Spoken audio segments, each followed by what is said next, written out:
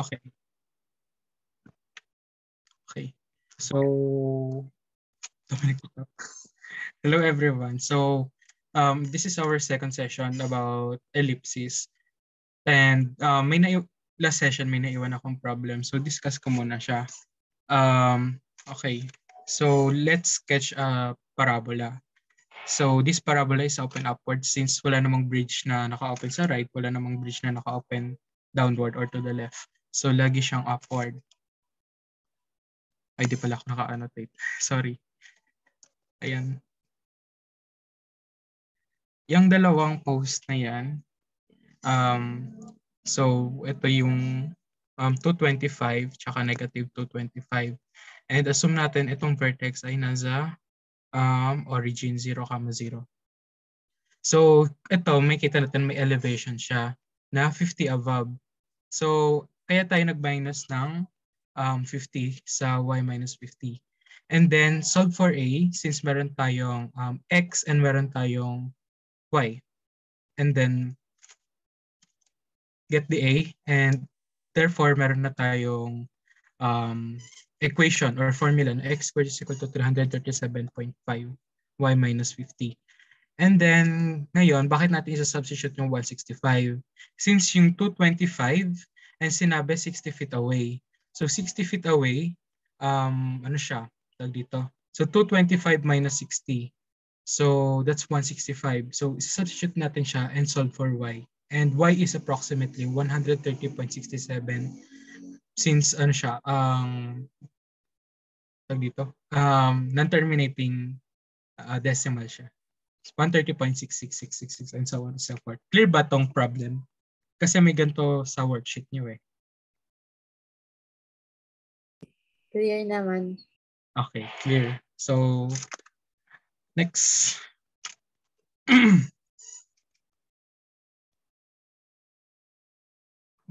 Wait.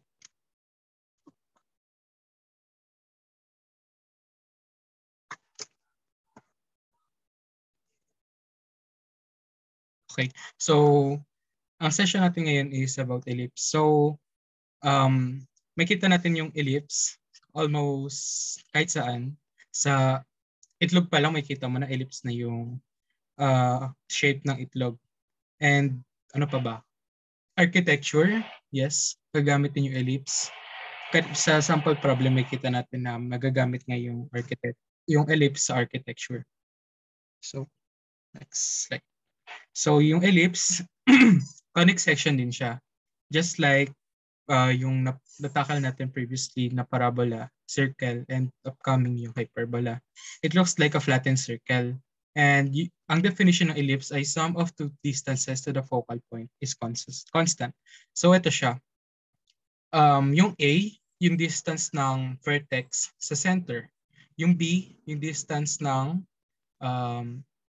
co-vertex sa center. And yung C, distance nung foci or focus sa center. Dito. Yung A and B, yun yung kalahati nung major and minor axis respectively. So yung buong A mula sa kabilang vertex, ito, to this side, that's the major axis. And yung minor axis, yung mula dito sa B, tas dito sa kabilang co-vertex. So, paano nga ba na-derive? So, ang example ko ay more on, dito, given na yung length, tsaka yung foci coordinates. So, kasi pag ginamit ko yung proof na isa, yung puro letters, baka sabihin nyo, daming letters, din yung maintindihan at sobrang haba ng proof. So, as I have said last session, lagi tayong gagamit nung distance formula. So, let's say na yung PF sub 1 plus PF sub 2 or yung distance ng P sa focus 1 plus distance ng P tsaka focus 2 ay equals siya sa 10. So, square root natin, use the distance formula. So, x minus negative 3 quantity squared plus y minus 0 squared is equal to 10 minus square root quantity x minus 3 quantity squared plus y minus 1 quantity squared. And ayun, simplify lang natin kaya naging x plus 3 squared tsaka y plus y squared. And ganun din dito nangyari sa kabila. Yung y lang yun nawala. And then we square both sides. Okay. Square both sides para makuha yung x squared plus 6x plus y squared. Tapos ito, i-square mo yung itong first term and then yung term na may square root. So, 10 squared tsaka yung laman nito na naka-expand tsaka itong dito, negative 2 times 10 times yung radical. And then yung kabila, isi-simplify natin siya, no? So, divide both sides by 4. Joke lang. I mean, simplify muna natin siya. So, kaya naging 12x tsaka 100 minus 20. Kasi dito, may makakancel na terms. Yung x squared, tapos yung, wait, sorry, this is 9. Makakancel yung 9, makakancel yung x squared, makakancel yung y squared.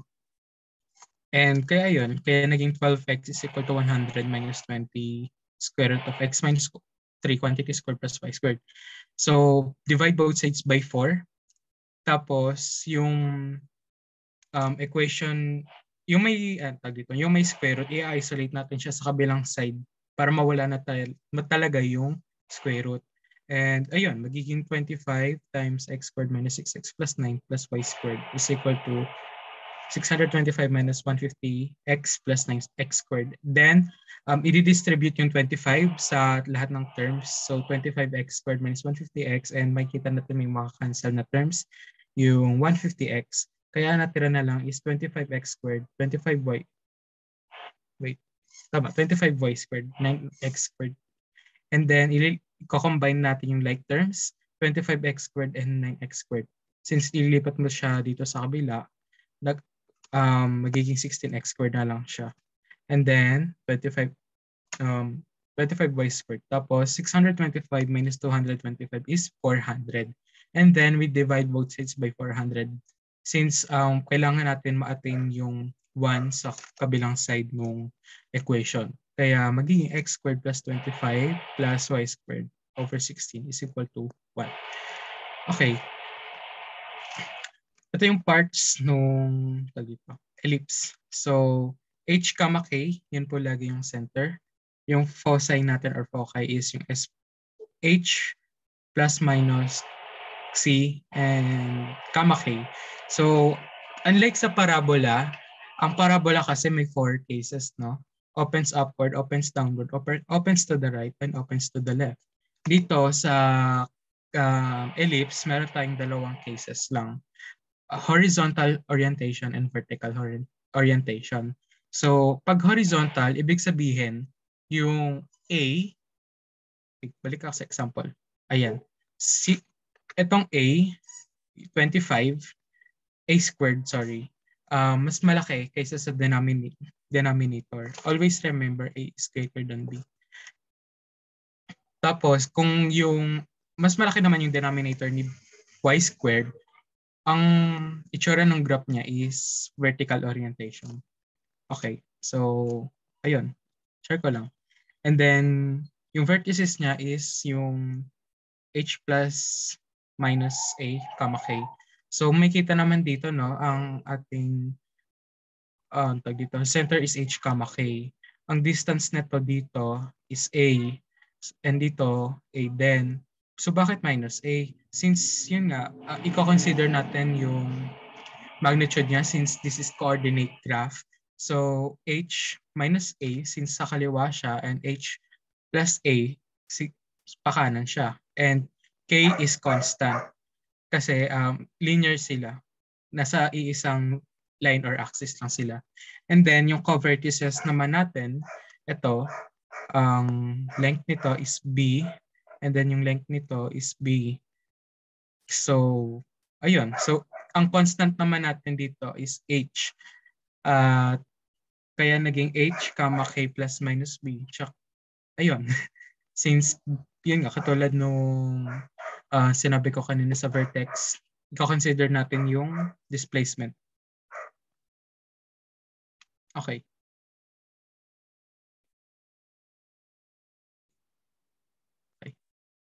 So, eto, let's try this. Una muna nating titignan is yung denominator. Ano yung A, ano yung B? So, ang A natin is yung pinakamalaki or yung malaki. Since yun nga, A is always greater than B. Lagi natin tandaan yan. Ang A natin in this A squared natin for this A is 225. And yung B squared naman natin is yung 144. So meron tayo for this item, we have A is equal to 15 and B is equal to 12. Now we solve for C. So C is equal to square root of 225 minus 144 or C is equal to 81 or C is equal to 9. Okay. So yung orientation niya vertical since yung A or I mean yung denominator ng Y quantity squared ay mas malaki kaysa sa X quantity squared. And yung center niya H, K lang. X minus 1, Y minus 3. And then yung cosine niya or foci is yung 1, 3 plus 9. So, tama. Since ang magiging, wait lang, sketch natin dito. Yan yung itsura niya. Ang center niya is 1, 3. Since ang A natin is pataas, yun yung major axis natin. Ito yung minor axis. Para siyang mukha, no? So, ayun. Ang magiging constant dito is yung H natin and yung K yung madadagdagan. Kaya naging 1, 12 and 1, negative 6. And sa vertices, oops. And sa vertices, okay. Wait, sorry, pasensya na. Ito yung foci pala. Ito yung vertex. Sorry, medyo nalito. Ang vertex natin is yung 15. Ito, 15. And then, ayan. 1, 3 minus 15 which is 1, negative 12. And yung co-vertex natin or co-vertices is 1 plus 12, 3, tsaka 1 minus 12, 3. Kaya 13, 3, tsaka negative 11, 3. Gets po ba? Or isang ano pa? Explain. Yung sa co-vertices po, Yes. clarification lang po. Paano po siya makukuha yung sa co-vertices? Oh, yes. Balikan ko yung pag-solve. So, ang co-vertex po natin is ano siya? In this case, since ano siya, in orientation of vertical, H plus minus B. Pero kung horizontal naman siya, K plus minus B. So ano yung B? B yun ito, B squared. So 12 squared. Ang H natin is 1, 1 tapos plus minus 12. Kaya ang coordinates niya is 13 and negative 1. And yung yung y coordinate niya would be constant from the center. So 13, 3 and negative 1, 3. Gets?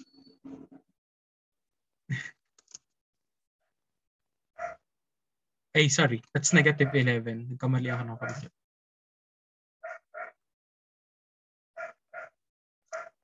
Gets? Okay. No probs. Okay, so in this case, since same naman sila ng form ng form ng equation, just like kanina. So kukunin natin ito. Meron tayong A equals 10 and then B is equal to 6. And since yung denominator nung x or yung quantity x squared, mas malaki siya kaysa sa y, ang orientation niya is horizontal. So sketch natin dito. Ayan. So, di siya ellipse. Ay, nawala. Okay. Ayan, mas maayos. Ang center natin is negative 7, 11. And A is equal to 10, B is equal to 6. Since kunin muna natin pala yung C. Sorry, sobrang excited. So 100 minus 36 is equal to square root of 64 or square or c is equal to 8. So meron tayong c is equal to 8. Ang orientation natin is horizontal. And negative 7, 11 yan, sorry. And then yung foci niya is okay. Ito yung center natin. Negative 7, 11. Tapos ang c natin is foci is equal to negative 7 plus minus 8, 11. 11 yan na, hindi siya 1. Hindi ko ata na-type ng maayos. So, pag sinimplify natin, ang dalawang coordinate na ibibigay is 1, 11, and negative 15, 11. Okay, next. Ang vertices niya naman, same process. Since dito, along iisang line lang sila. So ito, dito yung iba yung kulay. Ito yung center, ito yung foci, ay yung dalawang yan. Tapos ito naman yung vertex. Ay, vertices, since dalawa yan. Kaya pag kukunin siya, parang nasa iisang line lang siya. Foci, vertices, tsaka center. Pare-pares lang sila ng coordinates. I mean, yung pangalawang coordinate nila. Pero kung vertical naman yan, pare-pares sila ng x coordinates. And then, next is, okay. Okay, that's negative 7, 11 plus minus square root of 6. Hindi siya 1, no? Nagkamali ako ng type. So, negative 7, 17 and negative 7, 5. Hindi siya negative 7. Ito. Ayala. Hindi yan. Ano siya? Negative 7, 17 tsaka negative 7, 5. So, bali pag isisend ko na tong PowerPoint, edited na to para hindi na kayo malito. Okay, so next, paano naman kung naka-general form siya? Or tag dito, hindi siya yung naka x squared over a squared plus y squared over b squared is equal to 1. So, una muna natin gagawin is divide both sides by 36. Lagi natin gagawin, pag nakaganyan siya, kung may tag dito, may naka-equate pero hindi siya equal to 1, i-divide both sides natin siya kung ano yun. In this case, 36. So, kaya naging x squared over 9 plus y squared over 4 is equal to 1.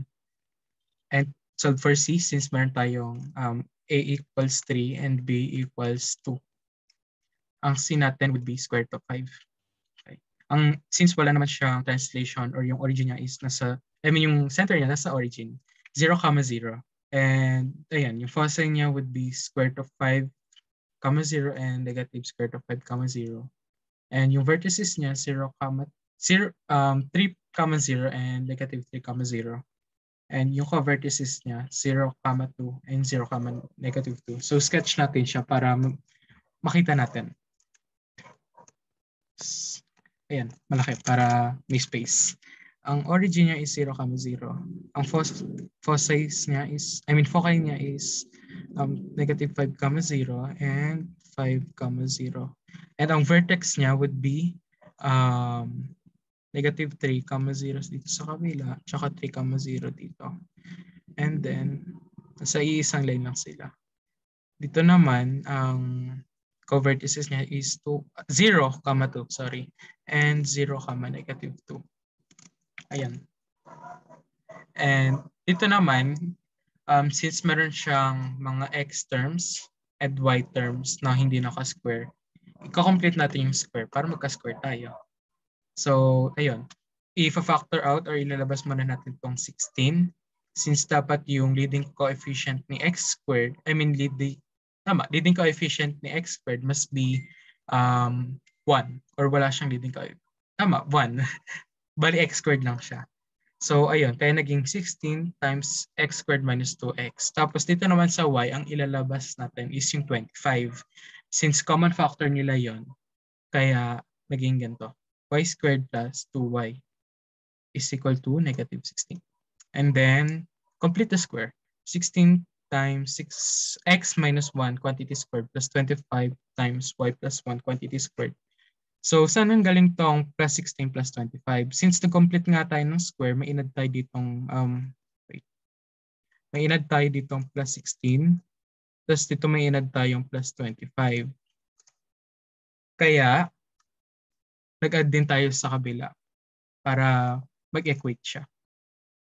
And then, we divide both sides by 25. Since pag sinimplify natin to, negative 16 plus 16 is just 0 and plus 25.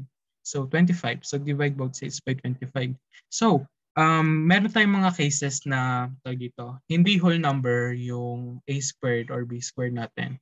And pwedeng maging 1 yung a squared natin or b squared.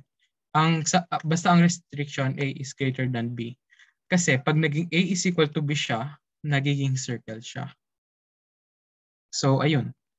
So, kaya naging x minus 1 quantity squared over 25 over 16. So, bakit naging over 25 over 16?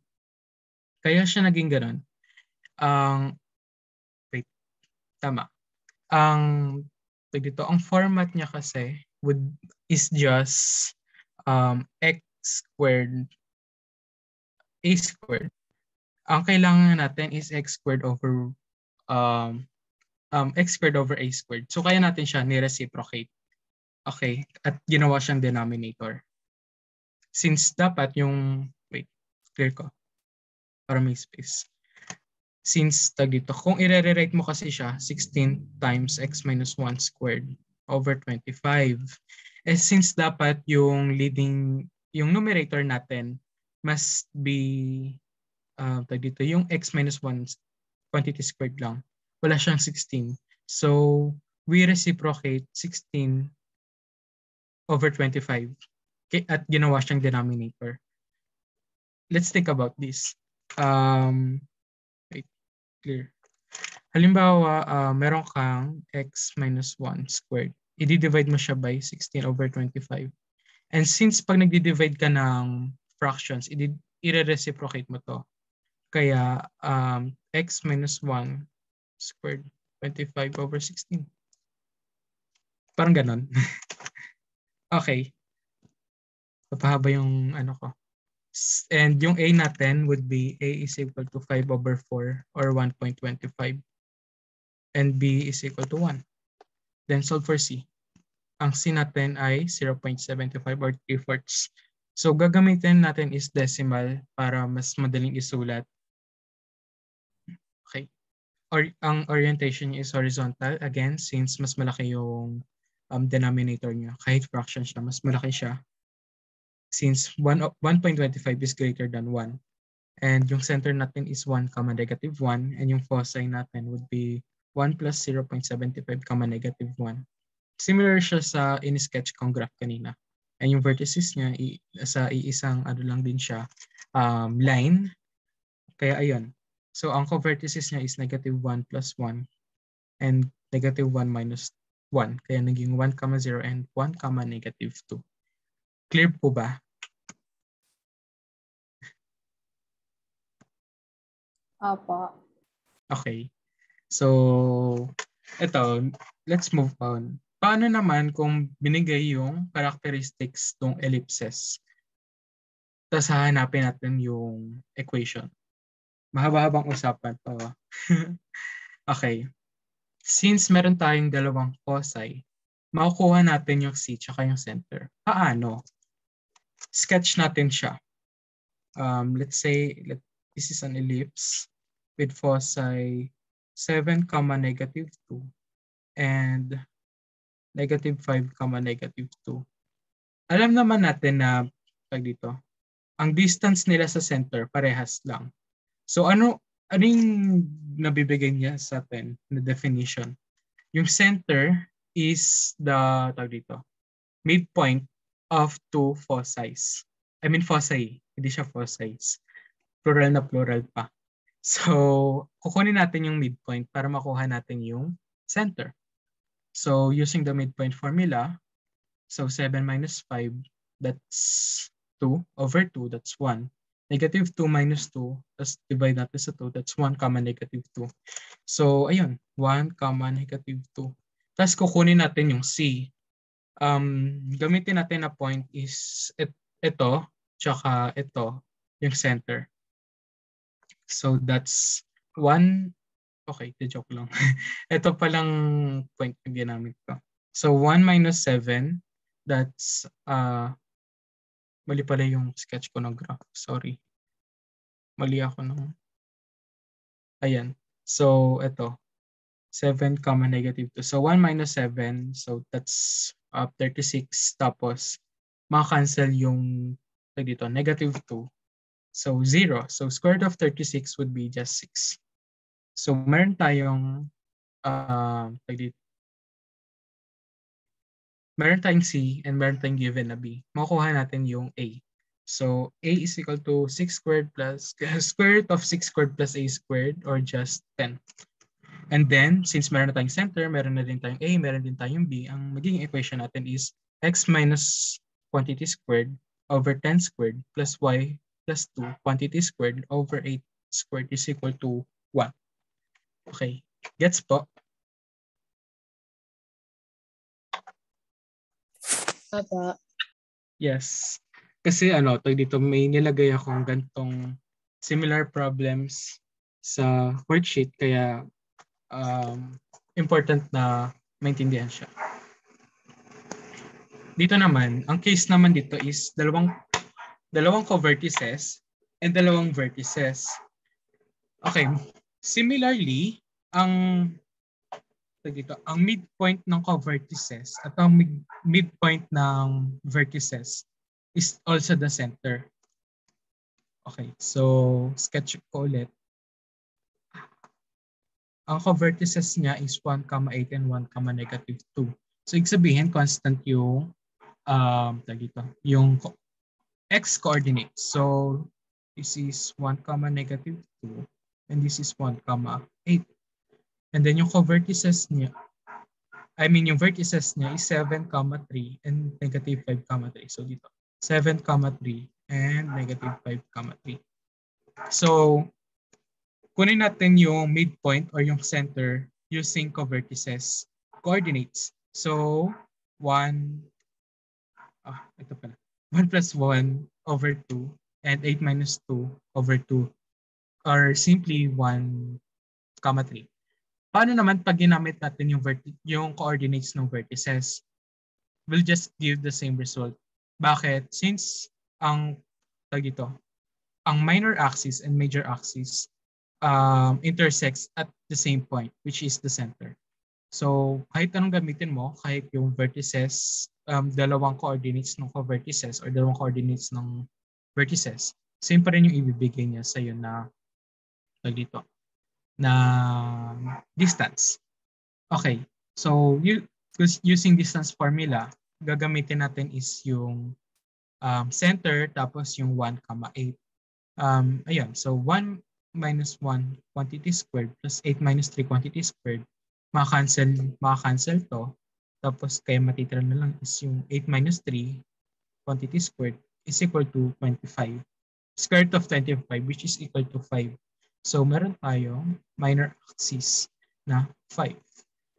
And then, which is B, since minor siya. And then, ang A natin would be square root of 7 minus 1. So, maka-cancel that din dito yung 3 minus 3. Kaya magiging 7 minus 1, 6. 6 squared is 36. So, square root of 36 is just 6. And then, meron tayong A, meron tayong B, meron din tayong center. So, madali na siyang kunin. X minus 1 quantity squared, y minus 3 quantity squared, and over 6 squared and 5 squared is equal to 1. Okay, gets na gets?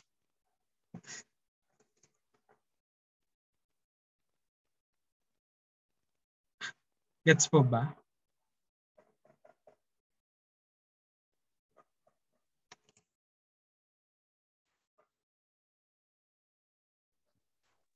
Gets po. Okay. So let's move on. So ibang parts naman yung given.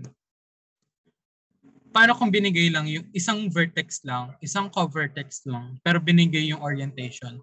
Bakit importante yung orientation? Since may para malocate natin kung ano yung mas mahabang um, axis. So, saan ko yung sketch dito sa taas? Ayan. Ang sabi, ang vertex natin is 6, 9. So, ang vertex niya must be here. 6, 9. And then, clear. Hindi ata kita. Okay, dito na lang sa baba. Bakit ganun? Okay. Okay. Okay. So, dito siya. 6, 9. And meron kang center. And then, dito, yung co-vertex na 8, 5.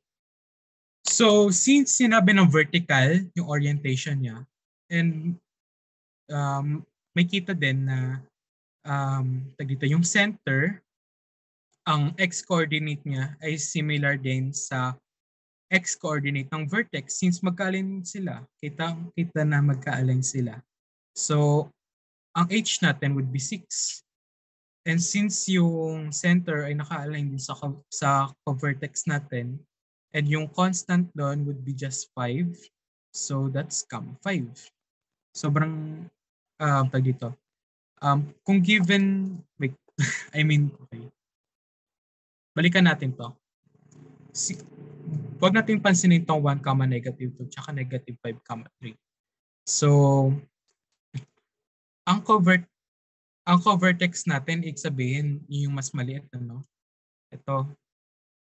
Ang co-vertex niya is 1, 8. Since magka-align sila sa center, ang x-coordinate niya would be also 1. And then dito sa vertex naman natin, 3. So 3, which is just the same with this. Ayun lang. Share ko lang. Para mas madaling maintindihan. And ayun.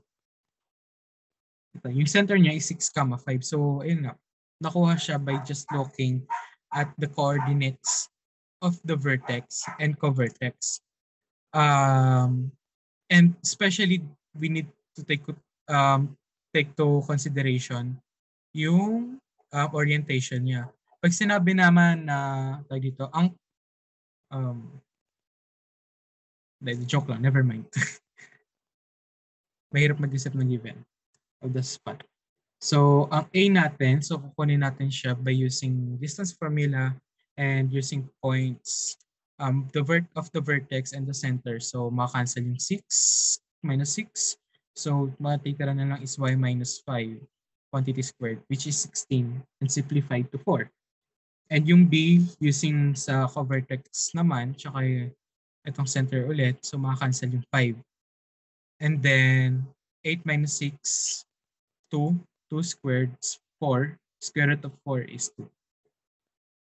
And since meron tayong center, meron tayong A, meron din tayong B, makukuha na natin yung equation. Ayan. As simple as that. May tanong po ba?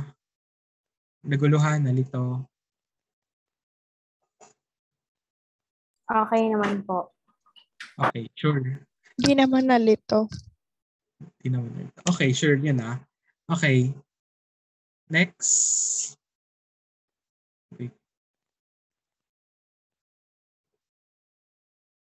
Wala niya. Wait nga.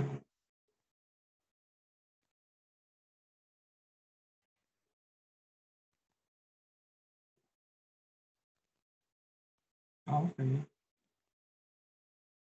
Okay. Okay. Pala ko kasi may effect siya. Sorry. And dito sa last item, ang given is yung A, given yung B, tsaka yung center. So, and yung orientation niya is horizontal. So, dito. So, isa-substitute lang natin siya sa formula or yung dito, um, sa standard form. Ayan. Ayan. So, ayun, substitute lang natin siya. So, x minus 3 quantity squared. So, paano ma-determine kung saan ilalagay si A or si B? So, yun nga, as I always said, pag horizontal, ang A niya nakalagay sa 12. Ay, sorry. Ang A niya ay nakalagay sa X. 12 squared, 12 squared yan Di nawala ating squared. And pag sinabi naman na orientation is horizontal, I mean vertical, ang A niya dito. Parang pagpapalitin mo lang siya. Okay. So ngayon, problem solving naman. Okay. So in an elliptical whispering gallery with dimensions 32 feet wide and 50 feet long, two people standing at the foci of room can hear each other whisper.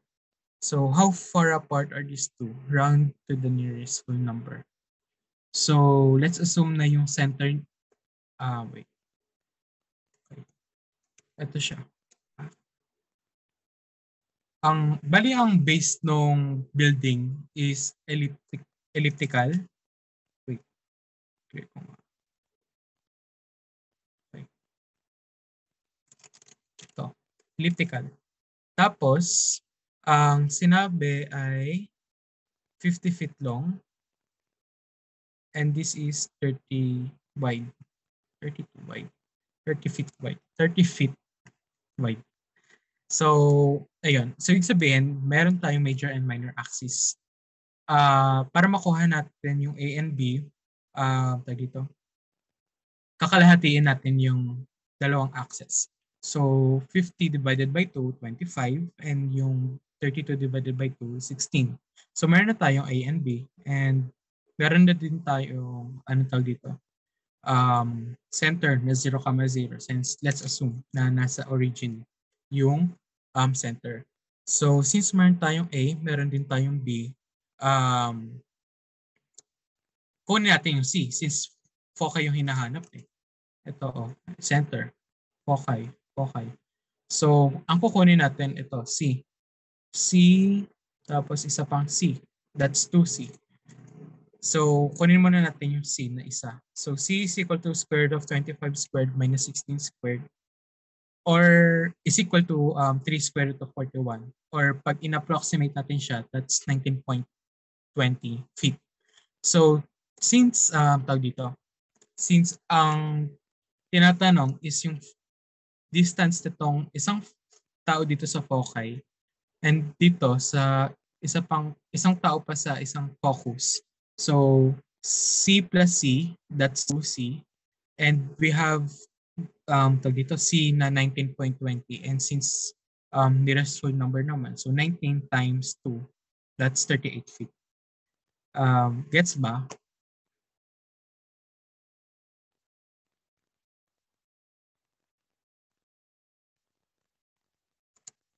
Okay. Okay. So, sa next na naman dito, problem. So, in a room with elliptically arched ceiling, suppose that it has a ceiling reaching 20 feet above the 5 feet high vertical walls at its tallest point, and the foci are 30 feet apart. What is the height of the ceiling above each foci? So, ito yung tsura niya.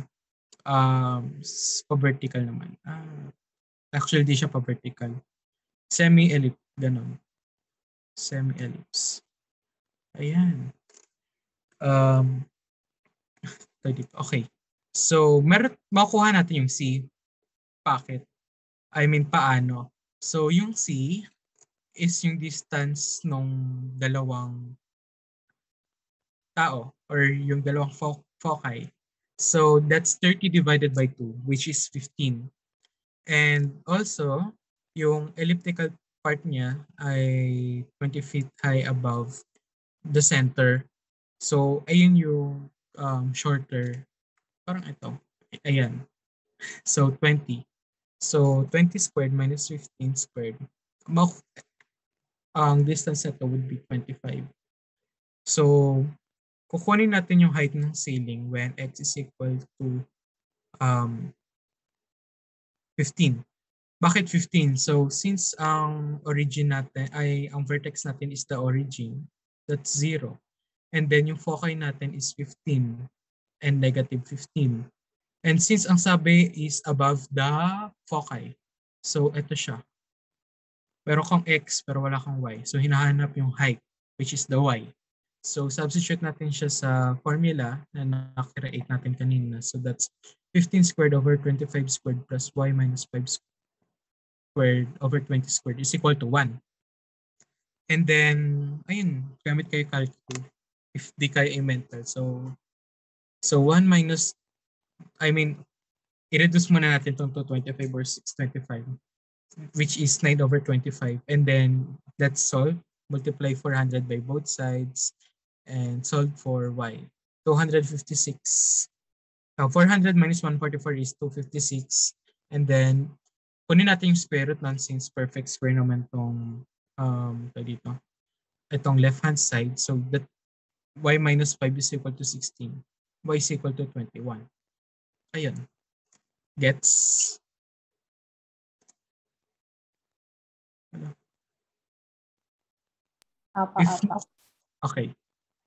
Okay, if no questions, move on tayo sa next. Wait. Wala nangyari. Ayaw maklear. Thanks for lang.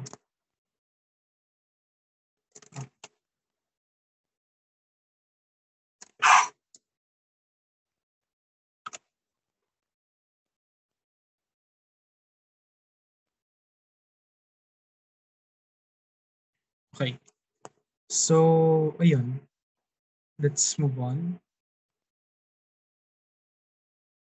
So, dito naman, ang problem natin is orbits.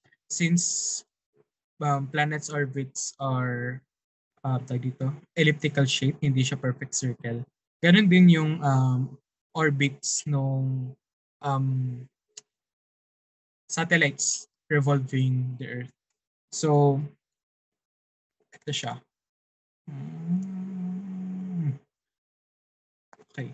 Satellite can be put into elliptical orbits. Wait lang. Lobat.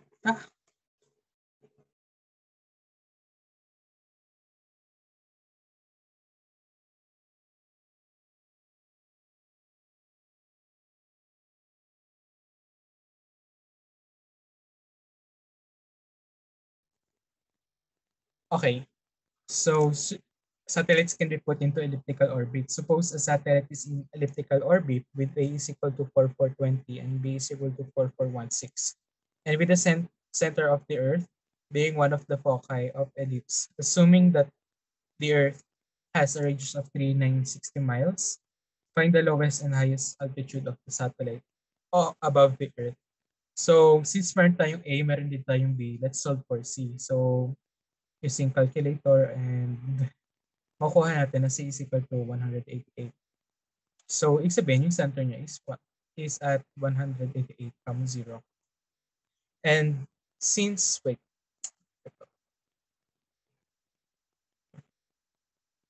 hindi pala ako naka-annotate. Ito. Ayan yung Earth. Malawak yung Earth. No? So, since may radius siya na 3960, dito. Ang vertex niya is this 4,420 units from ellipsis center. So that's 440.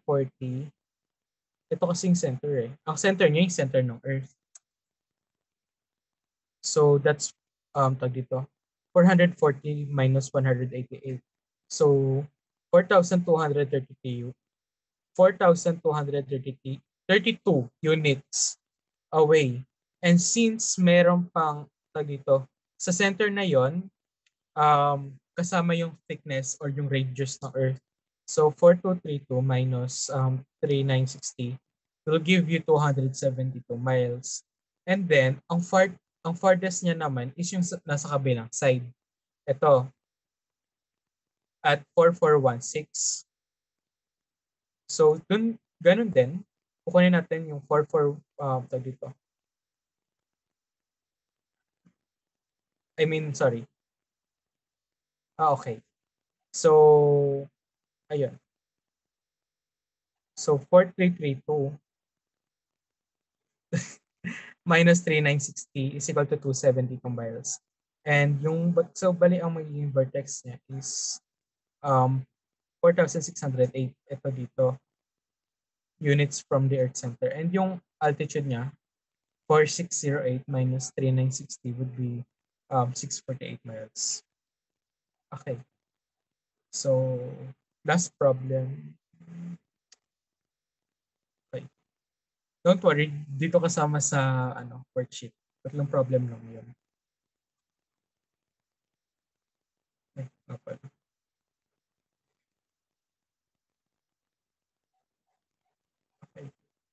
Okay, so ito.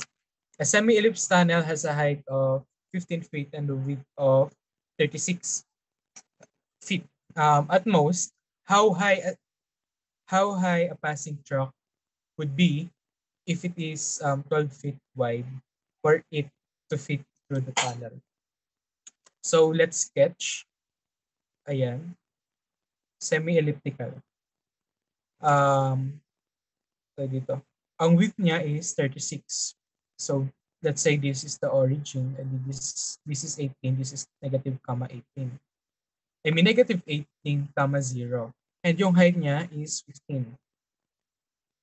And since yung daan na track is 12 feet wide, so ganito siya. Ayan. That's negative 6 and 6. Meron tayong x, wala tayong y. So, ayun, kunin muna natin yung standard formula ng ellipse. So, x squared over 18 squared plus y squared over 15 squared. Since ito lang naman yon, hindi yung buong ellipse. So, ayan, is equal to 1. Tapos, isa-substitute natin yung 6. So, 6 squared over 18 squared plus y squared over 15 squared is equal to 1. And then, solve for y, bali 1 minus 6 squared over 18 squared. 1 minus 6 squared minus over 18 squared. That's 8 over 9. And then y multiply both 6 by 15 squared. Bali, times 15 squared would be 200. And then y squared is equal to 200. And then kukunin natin yung square root niya is equal to 2 square root of 10. And then, kung i-decimal natin siya, would be 14.14 feet. Okay. 14.14, comma. 14.14. Ayan. So, may tanong pa kayo guys before I end this? Clarifications?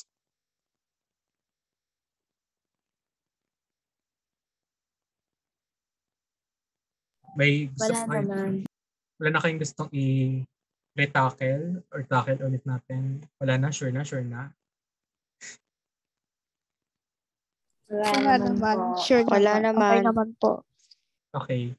So, with that, this ends the second session of, syempre, as worksheet for you to work on individually. And isa-send ko rin yung PowerPoint and yung notes dito para kung di nyo na-take ng notes, makopya nyo.